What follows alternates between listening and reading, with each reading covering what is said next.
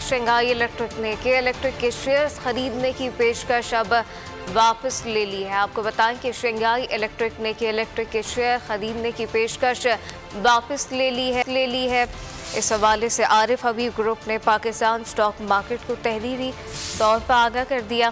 Shanghai electric ने के electric के 18 अरब रुपए मालियत के 66% हिस्से खरीदने की पेशकश की थी और इसकी तकमील की मुद्दत में 20 अप्रैल 2024 तक तोसी दी, जो कि अब ख़त्म हो चुकी है।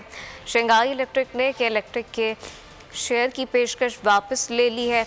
इस हवाले से आरिफ हबीब ग्रुप ने पाकिस्तान स्टॉक मार्केट को तहरीरी तौर पर आगाह कर दिया। शंघाई इलेक्ट्रिक ने के इलेक्ट्रिक के 18 अरब रुपए मालियत के 66% हिस्से की पेशकश की थी और इसकी तकमील के मुद्दत में 20 अप्रैल 2024 तक तोसी की गई थी, जो कि अब ख़त्म हो चुकी है। तोसी भी अब मुकम्मल तौर पर ख़त्म हो गई है। अपने नाज़रीन को बताएं कि शंघाई इलेक्ट्रिक ने के इलेक्ट्रिक के शेयर्स खरीदने की पेशकश वापस ले ली है। सब्सक्राइब करें और बेल दबाएं ताकि कोई खबर रह न जाए।